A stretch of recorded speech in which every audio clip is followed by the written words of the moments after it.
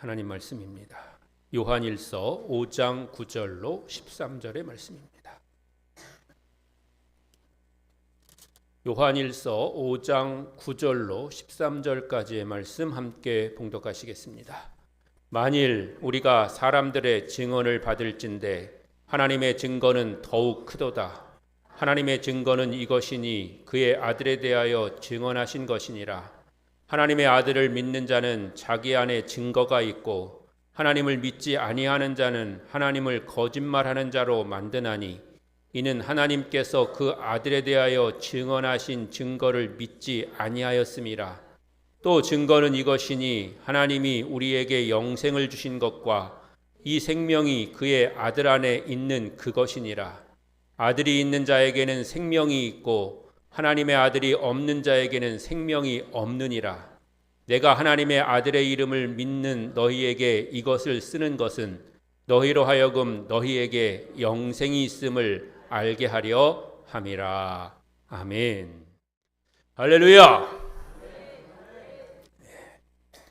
지난주에 우리는 오랫동안 믿음의 길을 함께 걸었던 권사님을 하나님 나라로 보내드렸습니다. 그리고 그 전주에는 제가 장례식에서 있었던 세례식에 대해서 간증했습니다. 그 설교를 들으면서 여러분 중에 몇 분은 조바심을 가지시거나 또는 큰 부담감을 가지셨을 것입니다. 왜냐하면 우리 중에 부모님이 연세가 많으신데 아직 그리스도를 알지 못하는 분들이 계시기 때문에 그렇습니다. 사실 우리의 가장 큰 바람 가운데 하나는 부모님들이 예수 믿고 구원받은 후에 하나님 나라 가시는 겁니다.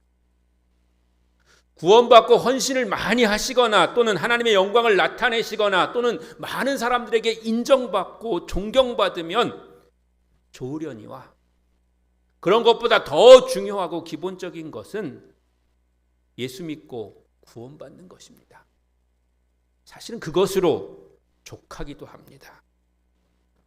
그래서 어떤 분은 기회를 봐서 목사님 모시고 부모님한테 가서 복음 전하고 확신시키고 영접 기도를 하시도록 해야 되겠다 이렇게 생각하시는 분이 계실 텐데요. 좋은 생각입니다. 그러나 그것이 좋은 생각으로 끝날 수가 있습니다.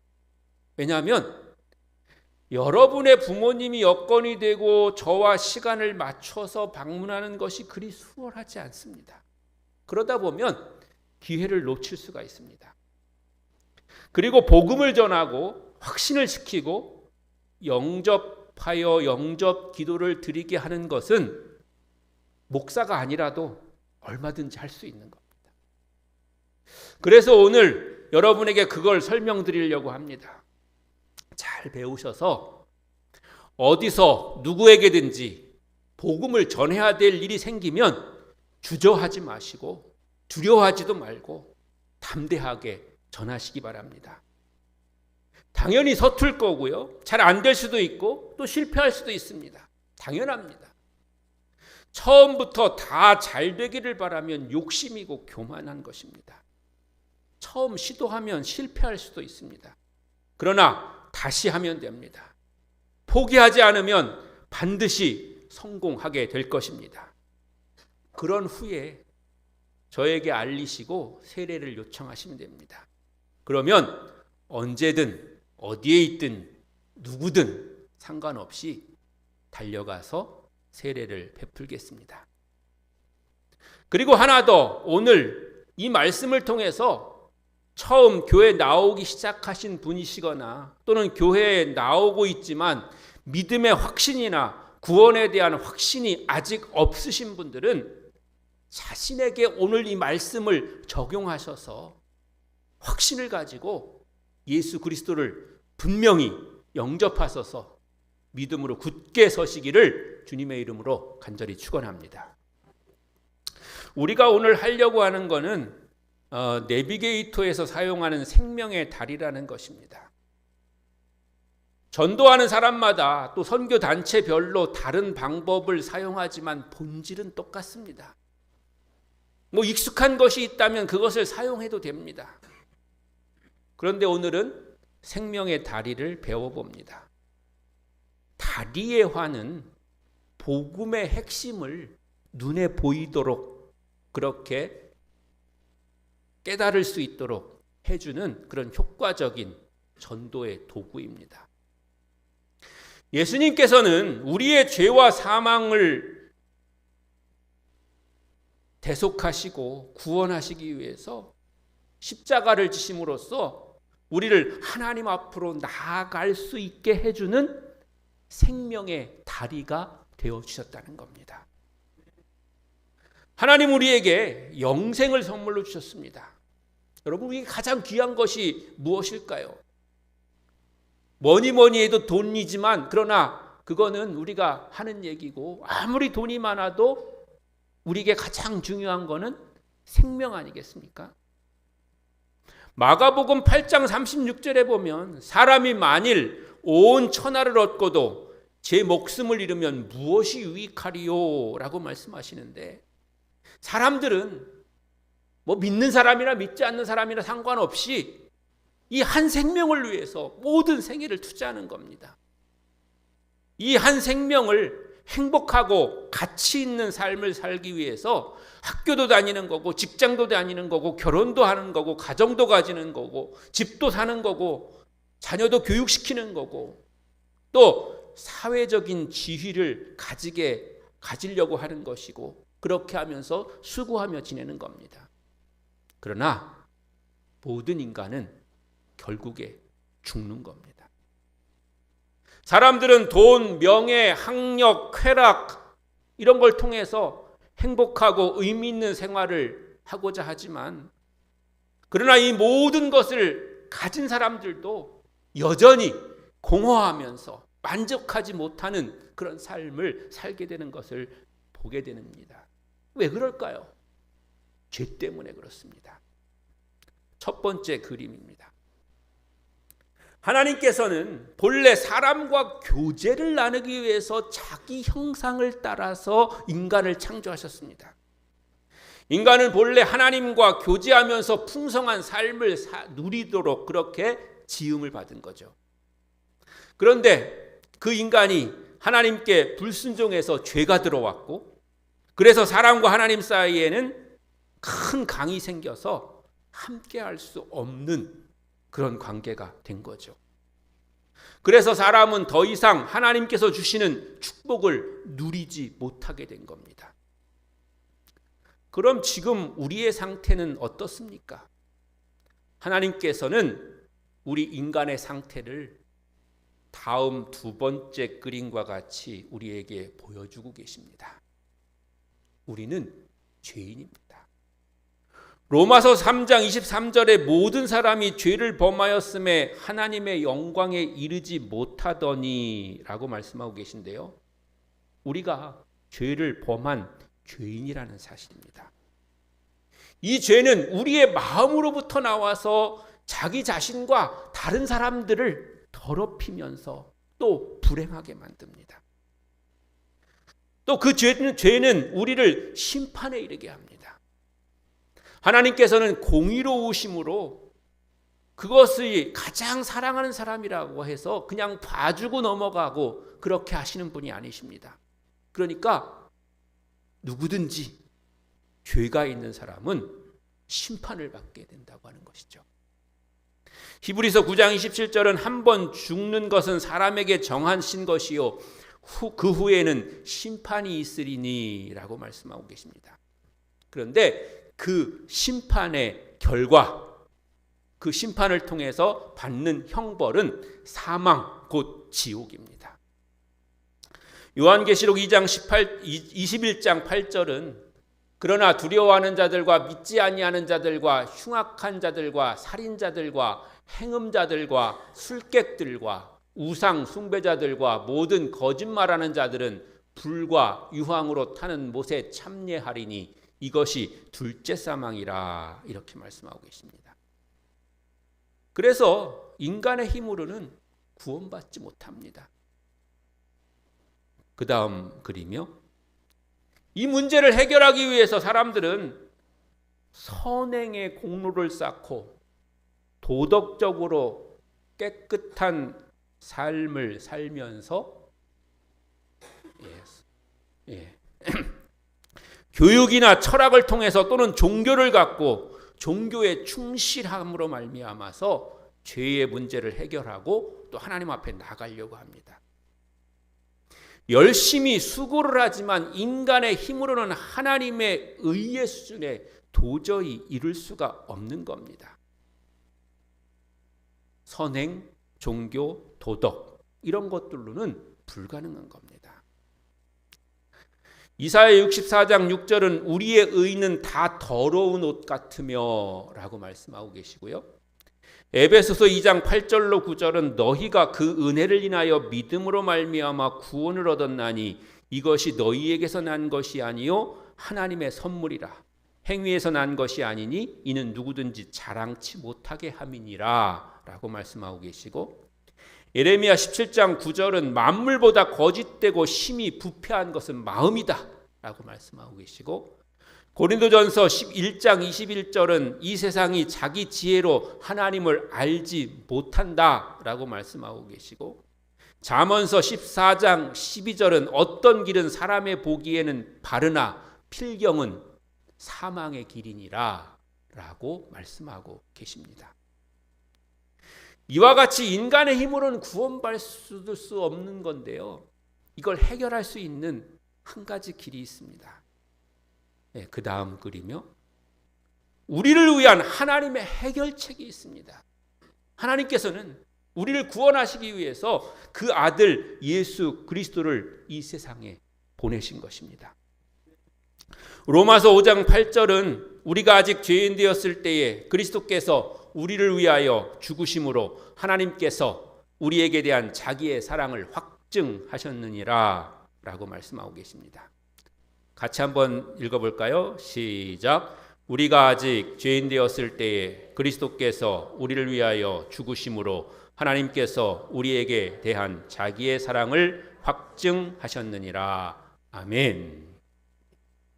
예수님께서는 죄가 없으셨던 분이셨지만 우리 죄에 대한 형벌을 대신 받으시기 위해서 십자가에 달려 죽으셨습니다.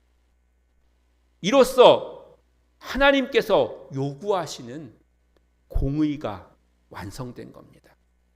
우리의 힘과 노력, 도덕과 그런 모든 것을 통해서 이루어진 게 아니라 하나님의 아들 예수 그리스도가 십자가를 지심으로 하나님에게 대한 그런 모든 것들이 이루어진 것이라고 하는 것이죠. 그런데 하나님께서는 그를 죽은 자 가운데서 사흘 만에 다시 살리셨습니다. 고린도전서 15장 3절로 4절은 내가 받은 것을 먼저 너희에게 전하였노니 이는 성경대로 그리스도께서 우리 죄를 위하여 죽으시고 장사 지낸 바 되었다가 성경대로 사흘 만에 다시 살아나사라고 말씀하고 계십니다. 그래서 예수님께서는 하나님께로부터 멀어졌던, 분리되었던 우리가 하나님께로 돌아갈 수 있는 유일한 다리가 되어주신 것입니다. 요한복음 14장 6절은 내가 곧 길이요 진리요 생명이니 나로 말미암지 않고는 아버지께 올 자가 없느니라 라고 말씀하고 계십니다. 그럼 우리가 해야 할 일은 무엇일까요? 그 다음 글이며 다리가 놓여졌고 하나님의 약속이 주어졌습니다. 그러나 우리가 그 다리를 건너가지 않는 한 결코 영생을 얻을 수가 없는 겁니다. 하나님께서는 우리가 어떻게 그 다리를 건널 수 있는가를 말씀해 주고 계십니다. 요한복음 5장 24절입니다. 같이 한번 해봅니다. 내가 진실로 진실로 너희에게 이르노니 내 말을 듣고 또 나 보내신 이를 믿는 자는 영생을 얻었고 심판에 이르지 아니하나니 사망에서 생명으로 옮겼느니라. 아멘. 여러분은 죄를 지어서 형벌에 받을 수밖에 없는 우리를 대신해서 하나님의 아들이신 예수님께서 죽으셨고 죽음을 이기시고 살아나셔서 하나님께로 갈 수 있게 해주시는 유일한 분이 예수 그리스도라고 하는 사실을 들었습니다. 이제는 들은 것을 믿기만 하면 됩니다. 당신이 들은 말씀을 믿으면 다음과 같은 하나님의 약속을 누리게 되는데요. 현재 지금 영생이 이미 여러분 가운데 있는 줄로 믿습니다. 또 앞으로 미래에도 심판에 이르지 아니하게 되는 줄로 믿습니다. 그리고 이미 과거에 사망에서 생명으로 옮겨 주신 것을 믿으시길 바랍니다. 그러면 믿음이라는 것은 무엇일까요? 마지막 글이며 어떻게 하는 것이 믿는 것일까요? 믿는다는 것은 하나님께서 선물로 주시는 영생을 얻기 위해서 예수 그리스도를 진심으로 의지하고 여러분의 마음과 삶에 모셔드리는 것을 의미하는 것입니다. 요한복음 1장 12절에는 영접하는 자 곧 그 이름을 믿는 자들에게는 하나님의 자녀가 되는 권세를 주셨으니 이렇게 말씀하고 계시고, 요한계시록 3장 20절에는 볼지어다 내가 문 밖에 서서 두드리노니 누구든지 내 음성을 듣고 문을 열면 내가 그에게로 들어가 그로 더불어 먹고 그는 나로 더불어 먹으리라 라고 말씀하고 계십니다. 하나님께서는 우리에게 약속하셨습니다. 우리는 지금 마음의 문을 열고 예수 그리스도를 모셔 드릴 수가 있습니다. 여러분은 또는 당신은 예수 그리스도를 믿기 원하십니까? 그러면 이제 즉시 하나님께 다음과 같이 기도하십시오. 영접 기도를 하는 겁니다. 다 같이 기도해 보겠습니다. 시작. 하나님, 저는 죄인임을 시인합니다. 그리고 예수님께서 저를 사랑하셔서 저의 죄를 대신 지고 십자가에 못 박혀 죽으시고 부활하신 사실을 믿고 감사드립니다. 이제 예수님을 저의 구주로 믿고 제 마음에 모셔드립니다. 제 마음에 들어오셔서 제 삶을 인도해 주옵소서. 예수님의 이름으로 기도합니다. 아멘. 여러분은 선택해야 됩니다. 여러분은 이제 어느 쪽에서 영원한 삶을 보낼지를 스스로 결정해야 됩니다. 마지막 사진을 그림을 보여주시면 되겠습니다. 요한복음 3장 36절에 아들을 믿는 자는 영생이 있고 아들을 순종하지 아니하는 자는 영생을 보지 못하고 도리어 하나님의 진노가 그 위에 머물러 있느니라 라고 말씀하고 계십니다. 여러분은 죄짐을 지고서 절망 가운데 고통을 받으면서 살다가 심판과 멸망을 받겠습니까? 아니면 하나님의 용서와 평안과 영생을 누리시겠습니까? 믿지 않는 자들에게 하나님께서는 경고하십니다. 로마서 2장 4절로 5절입니다. 시작. 혹 네가 하나님의 인자하심이 너를 인도하여 회개케 하심을 알지 못하여 그의 인자하심과 용납하심과 길이 참으심의 풍성함을 멸시하느뇨. 다만 내 고집과 회개치 아니한 마음을 따라 진노의 날 곧 하나님의 의로우신 판단이 나타나는 그날에 임할 진노를 내게 쌓는도다. 아멘. 다시 마지막 글이며 어느 쪽을 여러분 선택하시겠습니까? 선택권이 여러분에게 있습니다. 당신은 진심으로 예수 그리스도께서 당신의 마음에 들어와 달라고 기도하였습니까? 그렇다면 그분은 지금 어디에 있습니까? 그러면 당신은 무엇을 소유하게 되었습니까? 우리가 오늘 읽은 성경 본문 요한일서 5장 11절로 13절 다시 한번 읽어봅니다. 시작. 또 증거는 이것이니 하나님이 우리에게 영생을 주신 것과 이 생명이 그의 아들 안에 있는 그것이니라. 아들이 있는 자에게는 생명이 있고 하나님의 아들이 없는 자에게는 생명이 없느니라. 내가 하나님의 아들의 이름을 믿는 너희에게 이것을 쓴 것은 너희로 하여금 너희에게 영생이 있음을 알게 하려 함이라. 아멘. 이제 예수를 믿고 죄에서 구원받아서 생명의 길을 선택하신 여러분, 다시는 죄의 종이 되지 말고 예수 이름으로 영생의 길을 가시면서 하늘에서도 복을 받고 이 땅에서도 하나님의 복을 받는 성도의 삶을 살아가시기를 주님의 이름으로 간절히 축원합니다. 여러분 조그만 책자 하나씩 받으셨죠? 예. 오늘 제가 한 설교의 내용을 10분의 1로 줄여놓은 겁니다. 그걸 제가 10배로 부풀려가지고 오늘 설교를 한 건데요. 여러분 그거를 보셔서 한번 연습을 하셔야 됩니다. 이번 주 중에 스스로한테도 한번 연습해 보시고 또 연습할 대상이 있으면 그 대상자한테도 연습해 보시고 그 연습이 실제가 될 수도 있습니다. 그래서 거기에 영접 기도도 다 나오니까요. 그렇게 해보시고요. 중요한 거라서 다음 주에 이거 또 할 겁니다. 다음 주일날. 다음 주일날은 여러분 중에서 한 분 내지 두 분이 나오셔서 시범도 보일 겁니다.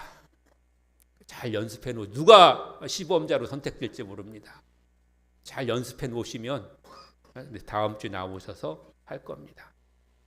사실은 이것을 우리가 아는 것, 내 자신에게 적용하는 것도 중요하고요. 어떤 분은 때로는 보면 10년, 20년 다녔는데도 구원받았냐 물어보면 그냥 글쎄요 그러거나 아니면 물론 뭐 그 마음에는 있는 줄 알지만 확실히 대답하지 못하시는 분들이 있는 걸 보게 되고 또 본인이 그렇게 확실하지 않으니까 누구한테 전도하거나 복음을 전할 때도 분명하게 전할 수가 없는 경우가 많이 있는 거죠. 그러니까 본인에게도 다시 한번 물어보고 또 다른 사람에게도 어떻게 전할지 거기 책자에 있는 내용을 그대로 이렇게 해도 되는데 또 상대방에 따라서 그걸 조금씩 바꿔야 될 수도 있잖아요. 그래서 여러분들이 그거를 잘 연습해 보시고 다음 주에 누구를 불러서 시범을 보이라고 하든지 간에 할 수 있는 내가 선택되면 어떡하지? 이렇게 지금 가슴이 떨리는 분이 있잖아요. 그분이 맞습니다. 그러니까 하시고 그렇다고 해서 그럼 또 다음 주에 나오지 말아야 되겠다 이렇게 생각하시는 분이 계실 수도 있는데 그러면 절대 안 되고요. 여러분 그렇게 여러분 잘 준비하셔서 다음 주에 한번 같이 또 한번 해보시겠습니다.